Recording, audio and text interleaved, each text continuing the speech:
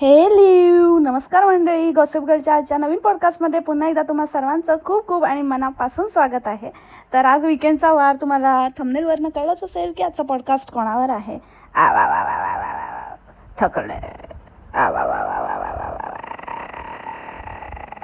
बंद दरवाजा.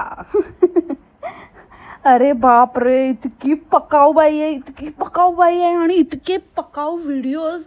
म्हणजे इतकं इतकं कॉन्टेंट असं संपलं आहे आणि काहीच नाही, आणि काय करावं काय कळत नाही, काही फालतूगिरी दाखवते. आणि आज बघितलं म्हणजे प्रत्येकाचे ना ह्यांचे ना असं ह्यांना कळलेलं आहे की कोणाला काय दाखवलं की आपल्याला व्ह्यूज येतात. आता सगळे परत आपटायला लागलेली, परत चांगली डाऊन झाली होती. तर आता हिला माहिती आहे, लास्ट व्हिडिओ तेव्हा सफरचंदाच्या झाडाला ॲप्पल आल्या बघायला गेली होती ना, तर त्या व्हिडिओमध्ये चांगले व्ह्यूज आलेले. आणि हिला माहिती आहे ते जुनं घर दाखवलं की काय काय नाही ते खबरी काढायला किंवा अपडेट काय आहे ते बघायला, किंवा लोकांना एकूणच तिच्या अंड्यांना तिचं ते जुनं घर आवडतं. म्हणजे जेव्हा ती तिथे होती तेव्हा ते त्यांना आवडत नव्हतं, पण आता त्यांना ते आवडायला लागलं आहे.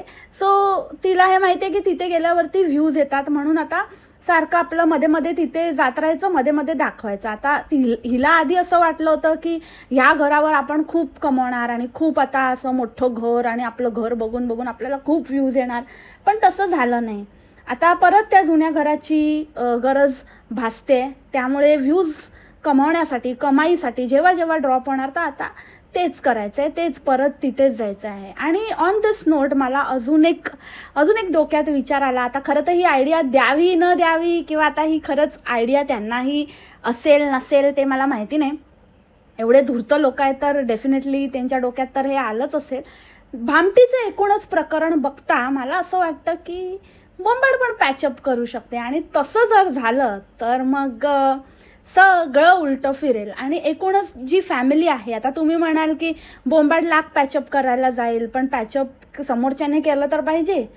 पण मला असं वाटतं की ज्या पद्धतीची यांची फॅमिली आहे, एकूण एक म्हणजे एकही जण असा नाही आहे की ज्याला आपण म्हणू शकतो की सेन्सिबल आहे, किंवा त्याला काहीतरी इमान आहे, त्याला स्वाभिमान आहे, त्याला काहीतरी म्हणजे मनाची लाज आहे, असं अजिबात कोणीच नाही आहे.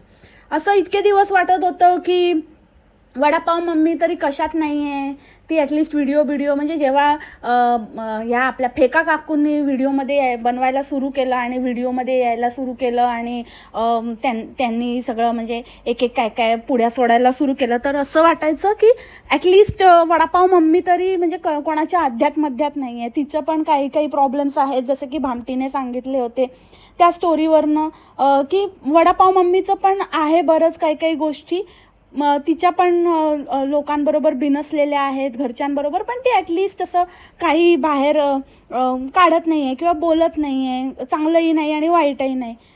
पण आता असं एकंदरीतच बघून असं वाटतं आहे, ज्या प्रकारे भामटीने तमाशा लावला आहे आणि त्याच्यामध्ये वडापाव मम्मीचा जो रोल आहे, तर असं वाटतं की ही घाण अशी म्हणजे मुळातच म्हणजे मूळ असतं ना झाडाचं, त्या मुळातच पसरलेली आहे. त्याच्यामुळे ती आता सगळीकडे ते ते तसंच म्हणजे मूळच खराब असल्यावरती कसं सडकं झाडं येतं ना, तसंच ते सडकं सगळीकडे असं घाण पसरली.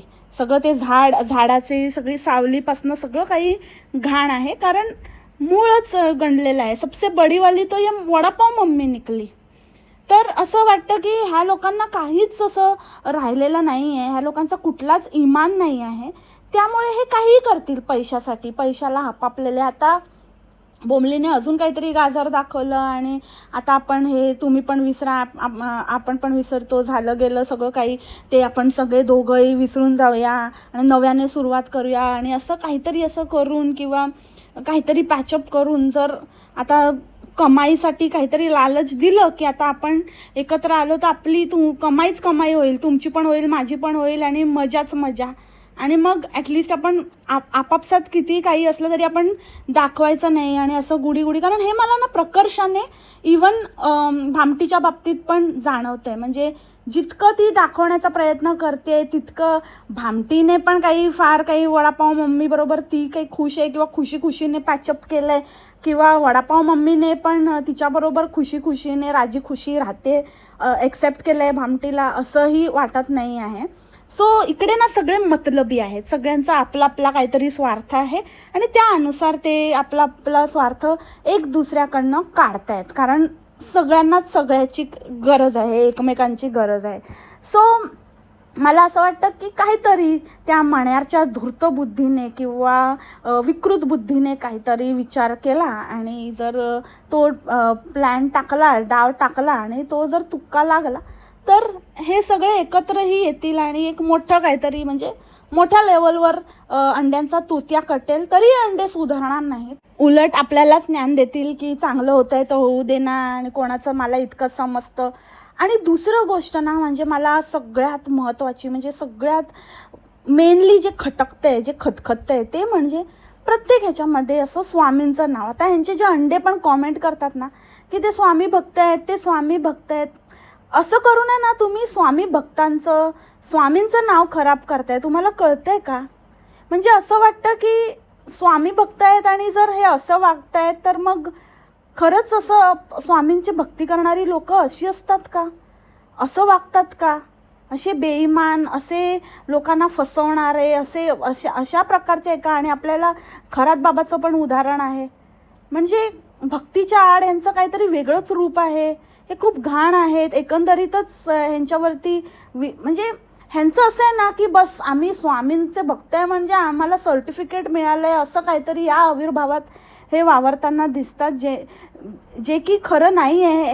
ह्या उलट रियालिटी आहे ह्यांची की म्हणजे ह्यांच्या फॅमिलीकडे तरी बघून असं वाटतं की ह्यांना बघा, त्या मावसाडला बघा, असं वाटतं की स्वामी भक्तांवर कलंक आहेत हे लोक.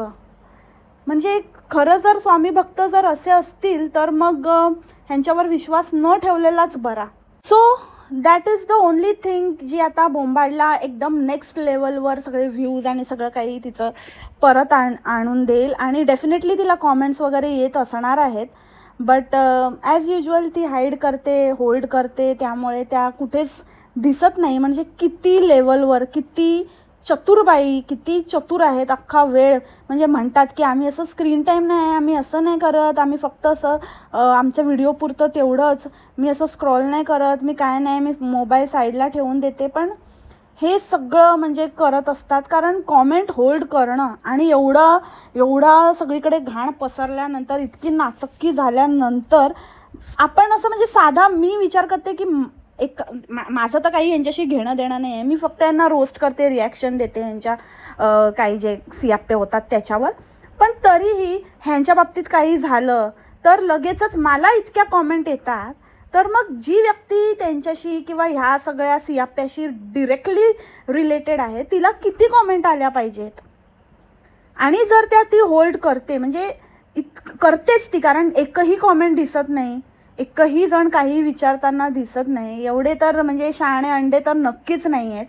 सो इतक्या कॉमेंट येत असतील आणि ती होल्ड करते आणि प्रत्येक वेळेला त्या म्हणजे चेक करायचं, रिलीज करायचं. बापरे, म्हणजे खरंच ह्या लोकांचे ना.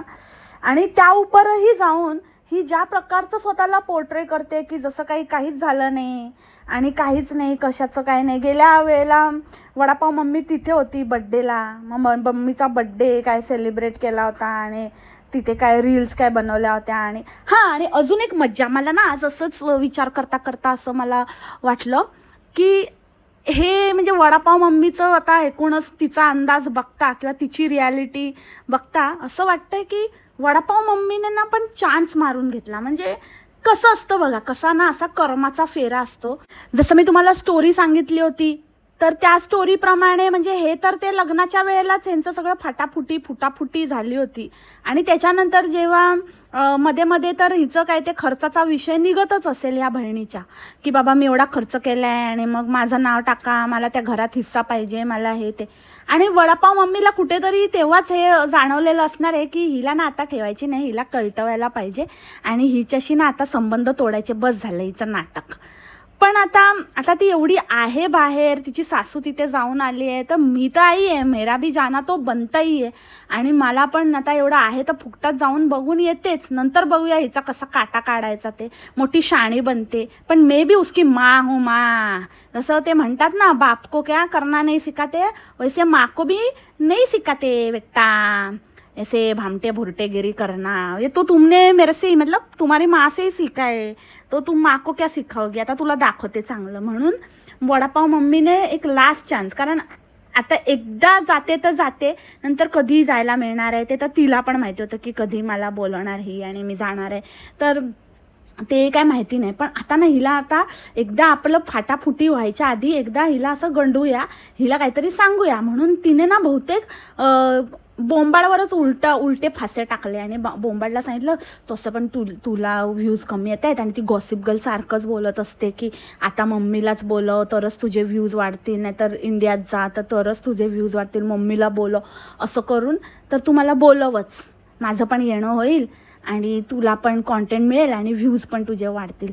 आणि नंतर मग हिला बघते मी चांगलंच.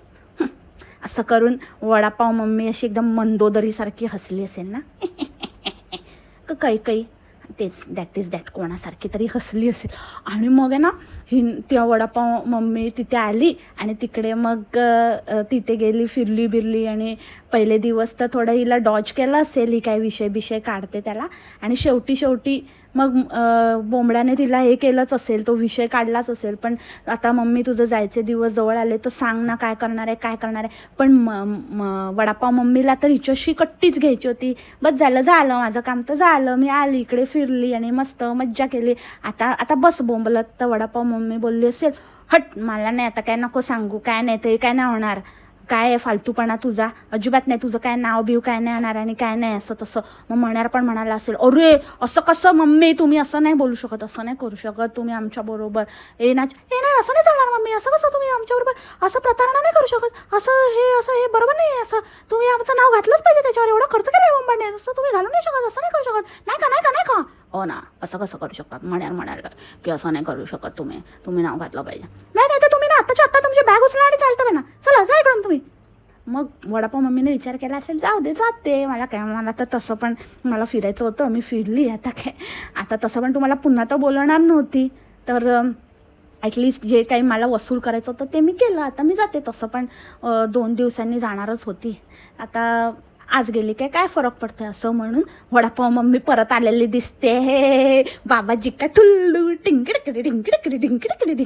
कसं वाटलं म्हणजे तुम्हाला, असं वाटतं का असं पण झालं असेल, ही अशी चालबाज असेल ना वडापाव मम्मी, असं वडापाव मम्मीने एकदम असं चाल चलली असेल आणि कसं काटलं असेल. आणि बोंबाडचा पण कसा ना सारखा कटतो मध्ये माझ्या सांगण्यावरनं वडापाव मम्मीला बोलवलं, नंतर माझ्या सांगण्यावरनं परत व्हिडिओ कमी पडले तर व्ह्यूज कमी पडले तर इंडियाला पण आलेली काहीतरी पेपरवर्क आहे म्हणून, मग तिकडे पण मी काही सोडलंच नाही आणि आपण सगळ्या माझ्या मंडळींनी घोषा लावला की अरे असं कसं तुझी मम्मी नाही दिसत. मग तिथे पण पाय धरून मम्मीला काहीतरी हे करून बोलवून घेतलं तिथे पुण्याला आणि मग सांगितलं माझी मम्मी इथेच होती वगैरे.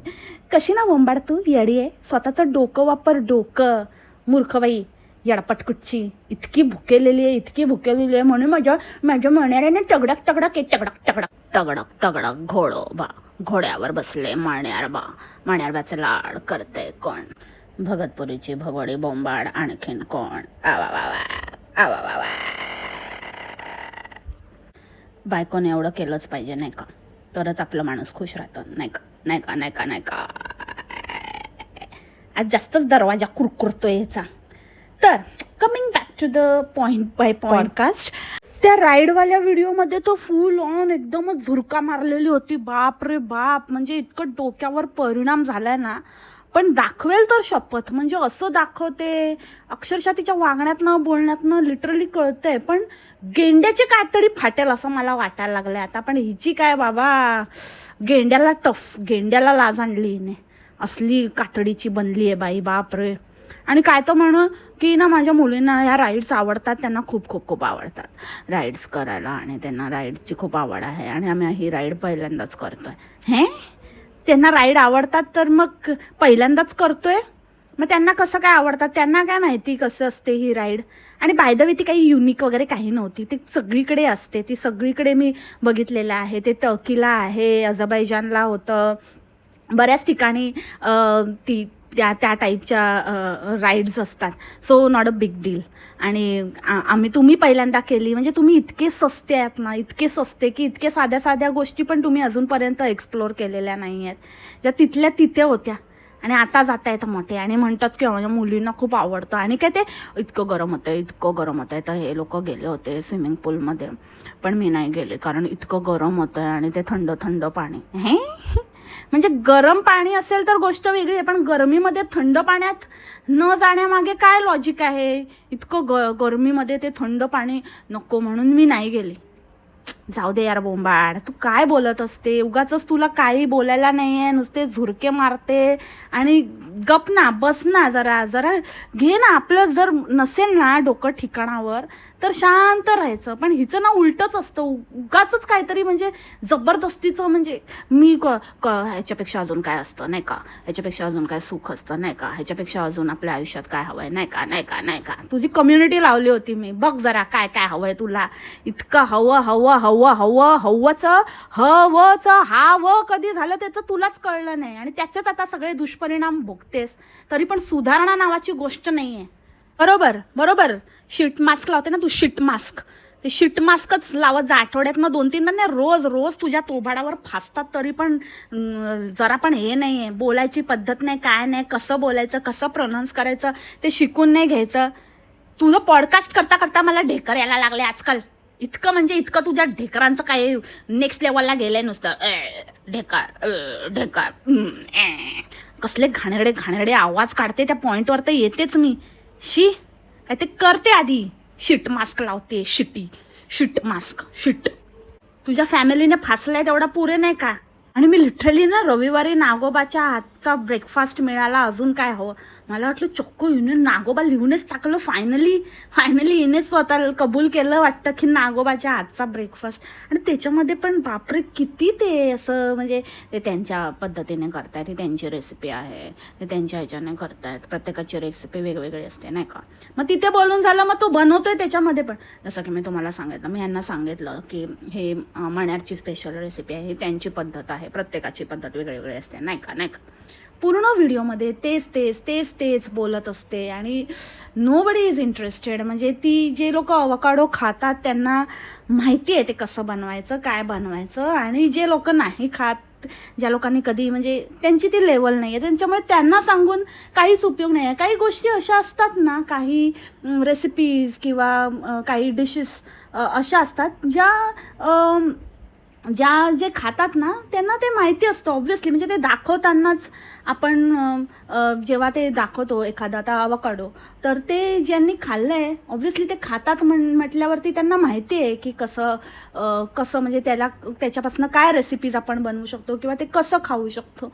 त्याच्यामुळे आणि त्याच्यामध्ये असं काही वेगळी रेसिपी आणि काही करण्याचं काही हेच नाही आहे, एक्सक्लुझिव्ह असं काहीतरी त्याने काहीतरी वेगळं शोधून काढलं आहे.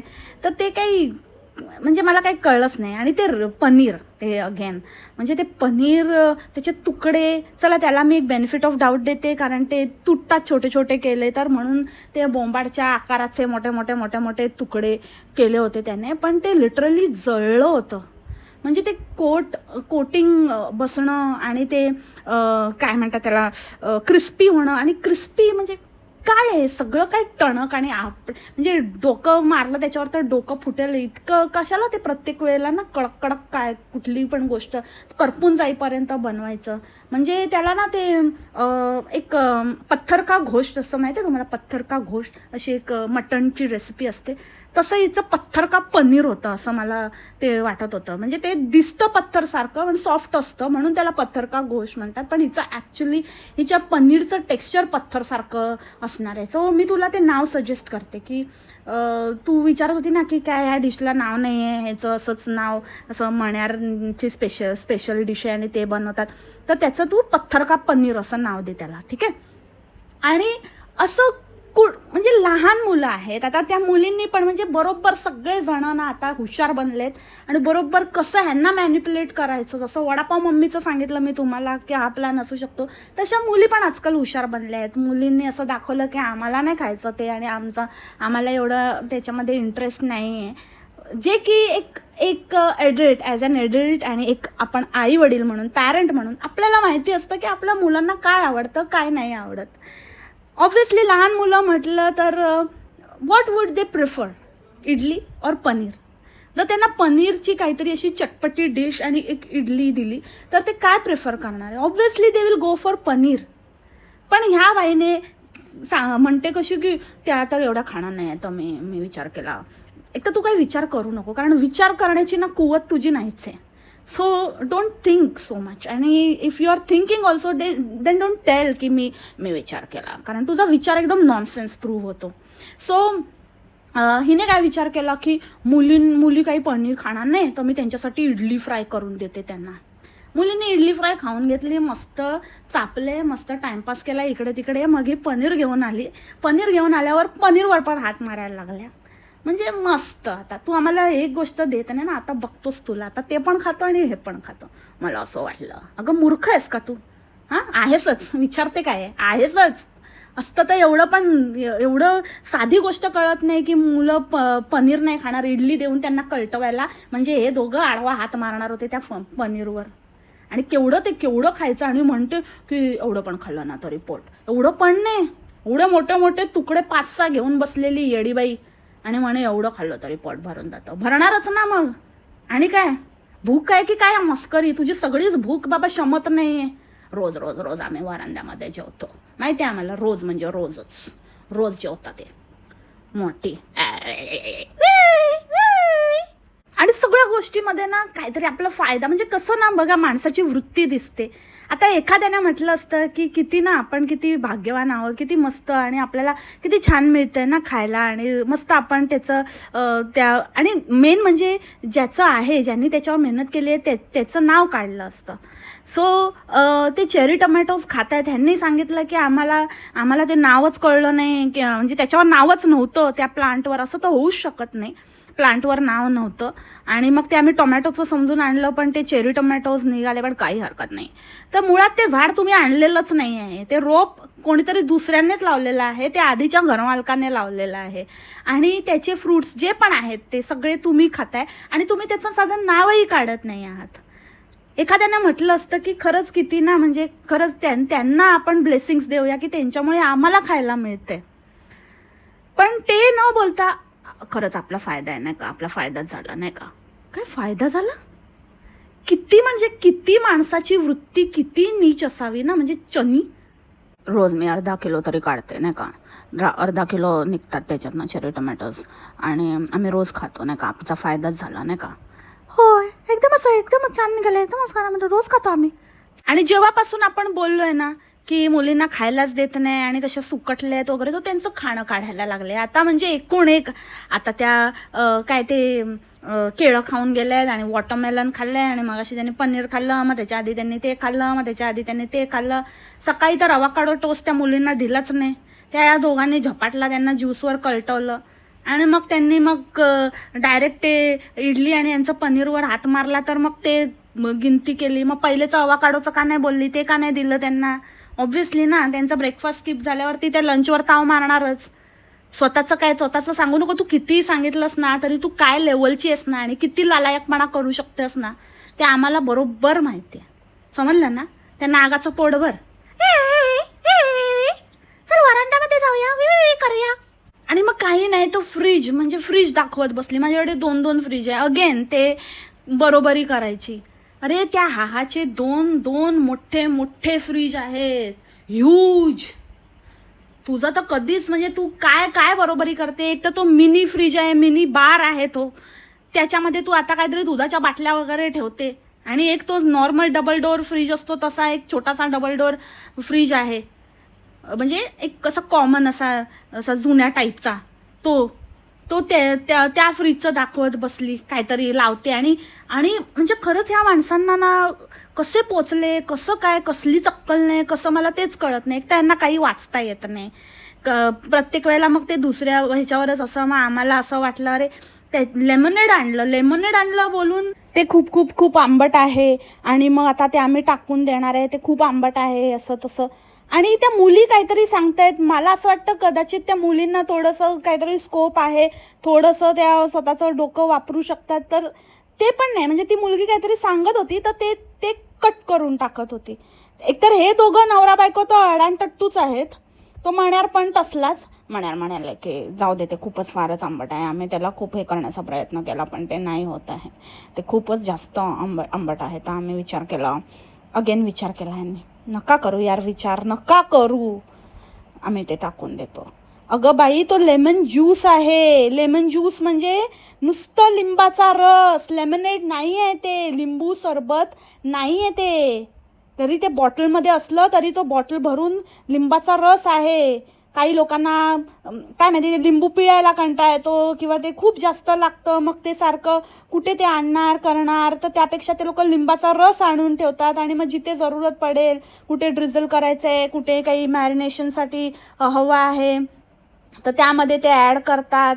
वेगवेगळ्या रेसिपीजमध्ये ते यूज करतात, ज्याच्यामध्ये त्यांना टँगीनेस पाहिजे असतो किंवा लेमन ज्यूस रिक्वायरमेंट असते, त्याच्यामध्ये ते यूज करतात. त्यासाठी असतो तो. त्याचं काही असंच तो रेडी टू ड्रिंक नाही आहे, ते ड्रिंक नाही आहे. मूर्ख बाई, अक्कलशून्य, कसे असे आ जाते यार, सिरियसली.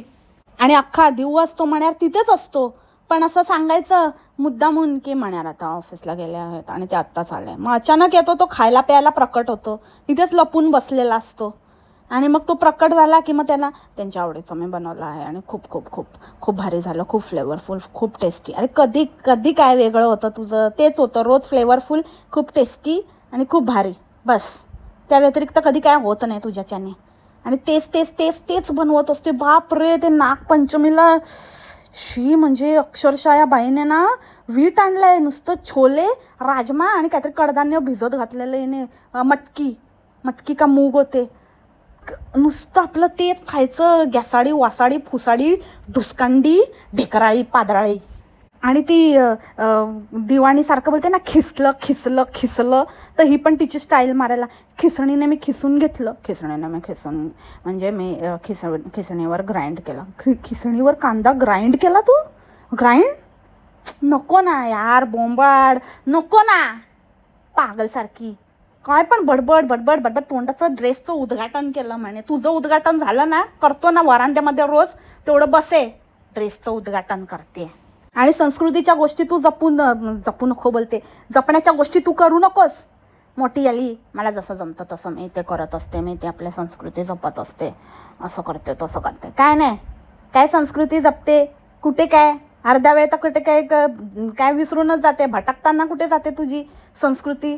मध्ये जेव्हा काय नसतं कॉन्टेंटला, मग तेव्हा आठवते हिला संस्कृती. आणि मेन तर तो नागाचा सण होता ना, मग तो तर केलाच पाहिजे.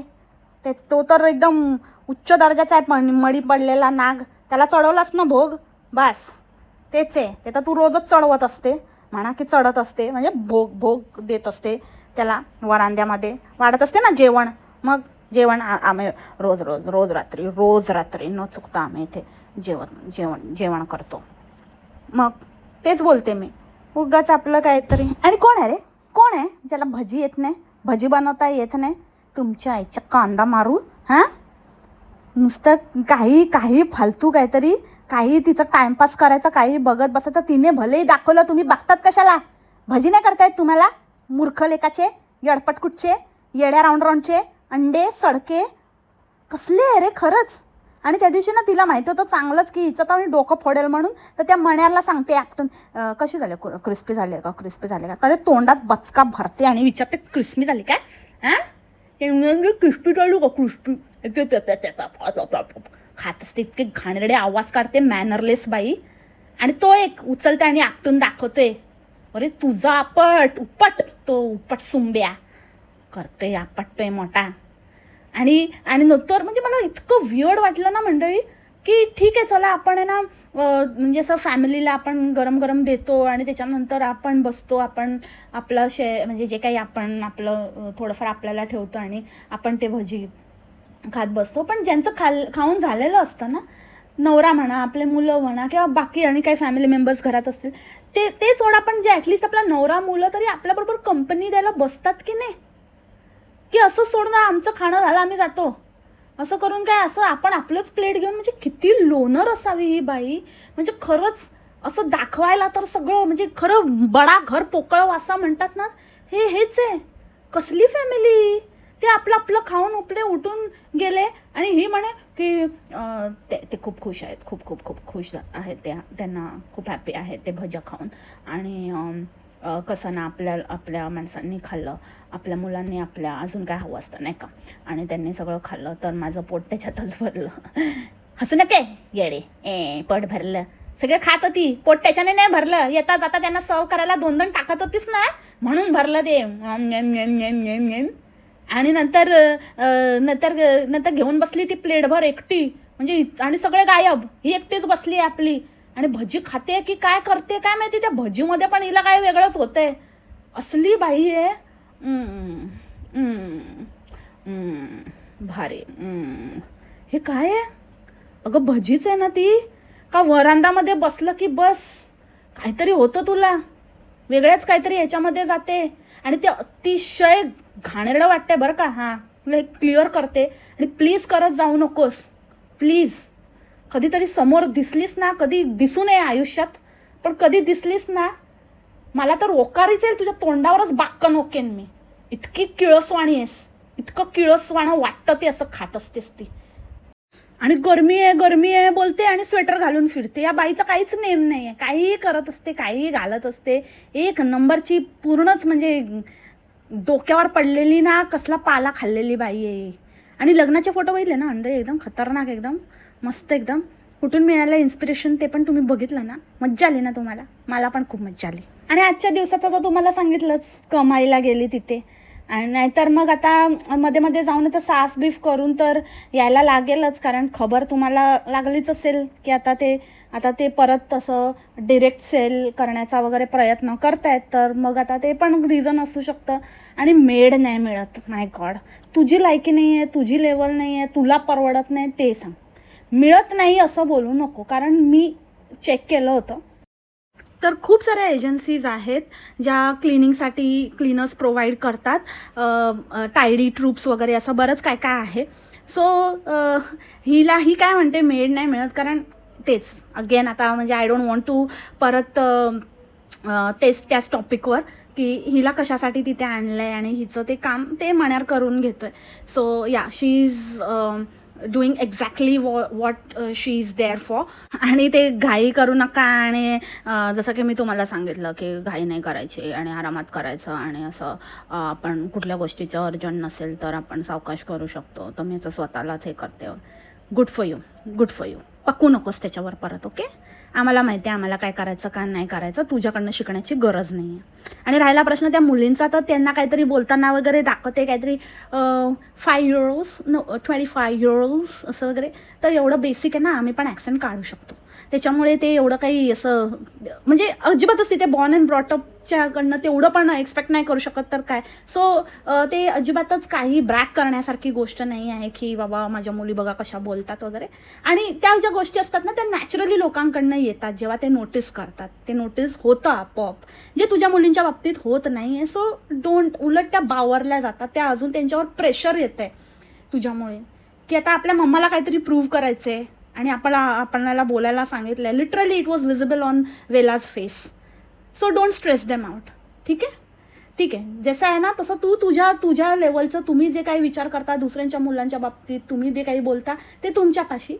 मी बोलते पण ते फक्त तुम्हाला धडा शिकवण्यासाठी. But otherwise don't pressurise them.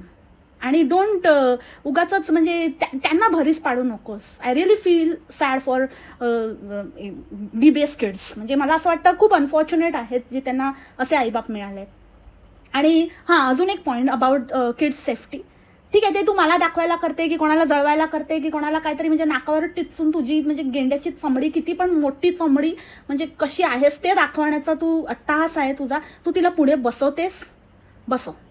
आता मी त्या सेफ्टीच्या दृष्टीने तर काहीच बोलणार नाही आहे. बसव, कुठे बसवायचं बसव, तिला बोनेटवर बसव आणि उडव एकदाची, खतम कर.